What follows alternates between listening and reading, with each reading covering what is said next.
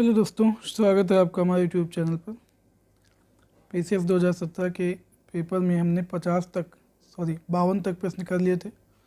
आज आगे करते हैं। आपका आज का 53 नंबर क्वेश्चन है, भारत एवं अमेरिका की राजनीतिक व्यवस्थाओं के बीच निम्नलिखित में से कौन सी विशेषताएं समान हैं।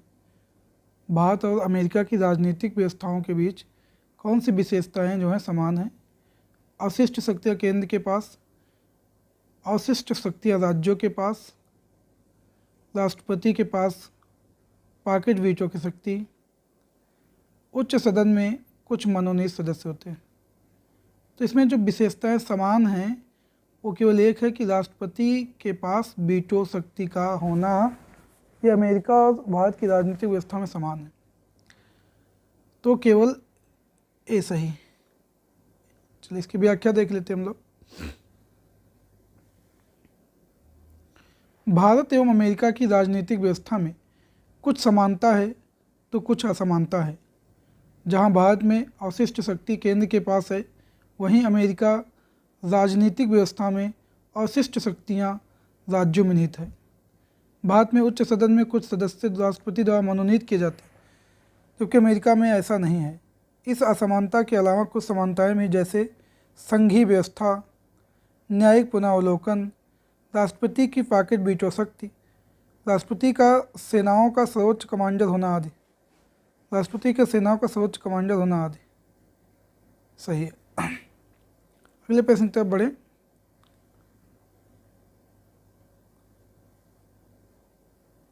लोकसभा का अधिवेशन गठित करने हेतु गणपूर्ति कितनी है। सदन के सदस्यों की कुल संख्या का 10वां भाग।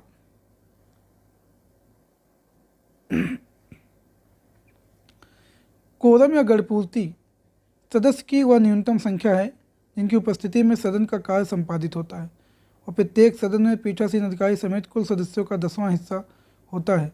इसका अर्थ है कि लोकसभा का अधिवेशन गठित करने के लिए कम से कम 55 सदस्य एवं राज्यसभा का अधिवेशन गठित करने के लिए कम से कम 25 सदस्य अवश्य होने चाहिए। सदन के संचालन के समय कोरम पूरा नहीं होता तो अध्यक्ष या सभापति का दायित्व है कि वह सदन को स्थगित कर दे या गणपूर्ति तक कोई कार्य न संपन्न न करें। अगले प्रश्न में है, राज्य और राज्यसभा सदस्यों की संख्या को मैच करना है। गुजरात में कितनी है, तो गुजरात में है 11। गुजरात में राज्यसभा सीटें हैं 11, लोकसभा सीटें हैं 26। कर्नाटक में राज्यसभा सीटें हैं 12, केरल में 9 और उड़ीसा में 10। ऑप्शन हमारा सही होगा सी। ए को 2 से मिलाइए, बी को 3 से, तो ए को 2 से मिलाइए, बी को 3 से, ये एक ऑप्शन सही है तो इसी सी हो जाएगा। चलिए हम नीचे देख लेते हैं व्याख्या पूरी। राज्य गुजरात में राज्यसभा सीटें 11 हैं, लोकसभा 26, तो गुजरात 26-11, गुजरात 26-11। कर्नाटक 28-12 या 12-28, कर्नाटक में 28-12, 28 लोकसभा की, 12 राज्यसभा की। केरल 20-9, केरल 20-9 या 9-20, राज्यसभा 9, लोकसभा 20, केरल 20-9। उड़ीसा 21-10, 21 लोकसभा 10 राज्यसभा। तो गुजरात में 11 लोकसभा की, कर्नाटक में 12, केरल में 9 और उड़ीसा में 10। Kerala 9, Orissa 10, Gujarat 11, Karnataka 12। Protem speaker, protem speaker सामान्यतः किसे नियुक्त किया जाता है। पिछली लोकसभा के अध्यक्ष को, पिछली लोकसभा के उपाध्यक्ष को, नवनिर्वाचित लोकसभा के वरिष्ठतम सदस्यों में से एक को, पिछली लोकसभा के विपक्ष के नेता को, तो नवनिर्वाचित सदस्यों में से एक सदस्य को।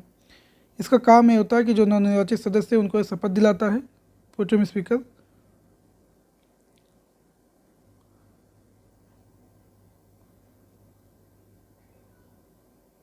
तो संविधान व्यवस्था की पिछली लोकसभा के अध्यक्ष की नई लोकसभा गठन पहले जो है, राष्ट्रपति लोकसभा के एक सदस्य को प्रोटेम स्पीकर या सामयिक अध्यक्ष नियुक्त करता है। आमतौर पर लोकसभा के वरिष्ठतम सदस्य को इसके लिए चुना जाता है। राष्ट्रपति स्वयं प्रोटेम स्पीकर को शपथ दिलाता है, तो राष्ट्रपति प्रोटेम स्पीकर को शपथ दिला देगा और प्रोटेम स्पीकर सबको शपथ दिलाता है, बाकी सदस्यों को।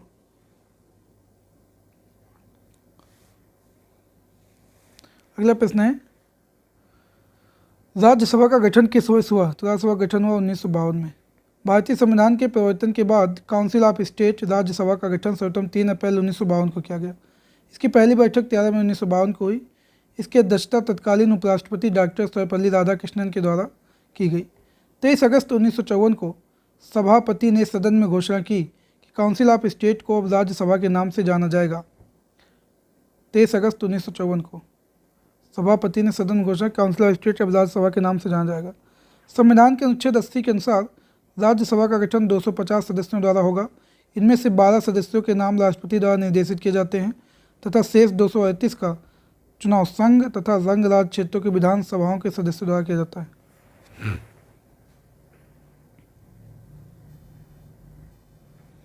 लेकिन में से कौन संसद सदस्यों का सामूहिक अधिकार विशेषाधिकार नहीं है? तो साक्षी के रूप में उपस्थित होना सामूहिक विशेषाधिकार नहीं है।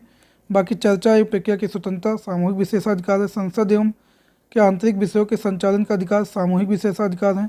और अपरिचितों को सदन से बाहर रखने का विशेषाधिकार सामूहिक विशेषाधिकार।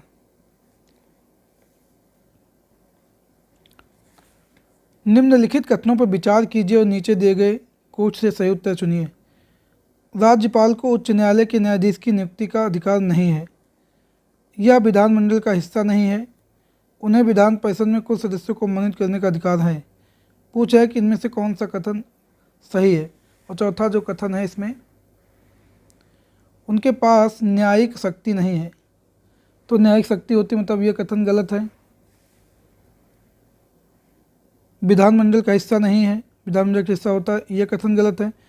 एक सही है, राज्यपाल को उच्च न्यायालय के न्यायाधीश की नियुक्ति का अधिकार नहीं है, सही बात है। ये उच्च न्यायालय के न्यायाधीश की नियुक्ति का अधिकार राष्ट्रपति के पास है, ये नियुक्ति राष्ट्रपति करता है, तो ये सही है। और विधान परिषद को सदस्यों को मनोनीत करने का अधिकार है, ये भी सही है। विधान परिषद में राज्यपाल जो है 1/6 सदस्यों को मनोनीत करता है। विधान परिषद में 1/6 सदस्यों को मनोनीत करता है।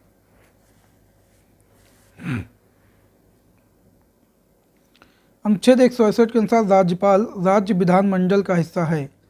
राज्यपाल राज्य विधान परिषद के कुल सदस्यों के 6ठे भाग को नामित करता है, जिन्हें साहित्य, विज्ञान, कला, सहकारिता आंदोलन और समाज सेवा का ज्ञान हो, इसका व्यवहारिक अनुभव हो। संविधान के अनुच्छेद 161 में राज्यपाल को क्षमा आदि की कुछ मामलों में दंडादेश के निलंबन, परिहार या लघुकरण राज्यपाल की न्यायिक शक्ति के अंतर्गत आते हैं।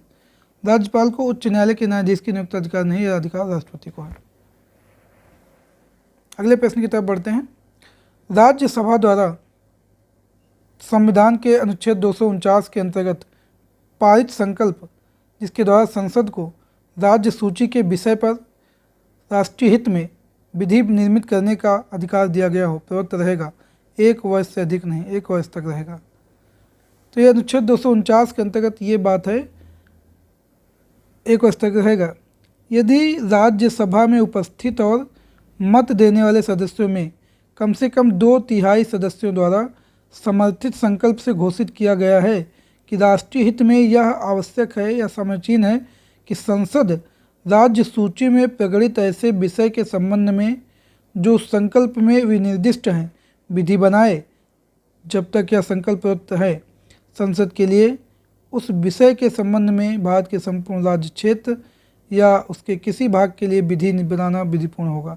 इस खंड के अंतर्गत पारित संकल्प 1 वर्ष से अधिक ऐसी अवधि के लिए प्रयुक्त रहेगा जो उसमें विनिर्दिष्ट की जाए। तो 249 के तहत जो कानून बनाया जाएगा वो 1 वर्ष से अधिकतम 1 वर्ष तक रहेगा।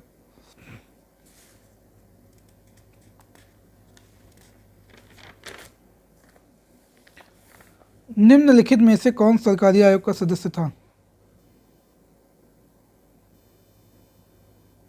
सरकारी आयोग का संबंध केंद्र और राज्यों पर संबंध पर जो है सिफारिश के लिए किया गया था, केंद्र संबंध पर सिफारिश के लिए। तो आदेश सरकारिया उसके जो अध्यक्ष थे और 2 अन्य सदस्य थे। तो 1983 में केंद्र सरकार ने उच्चतम न्यायालय के सेवानिवृत्त न्यायाधीश RS सरकारिया की अध्यक्षता में केंद्र राज्य संबंधों पर एक 3 सदस्यीय आयोग का गठन किया था।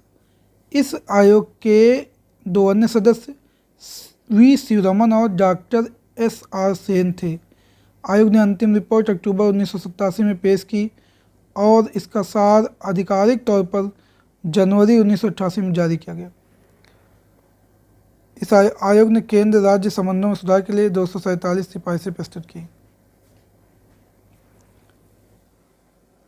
लेकिन में से कौन अंतर्राज्यीय परिषद के गठन के लिए अधिकृत है? तो अंतर्राज्यीय परिषद के गठन के लिए अधिकृत है राष्ट्रपति, प्रेसिडेंट।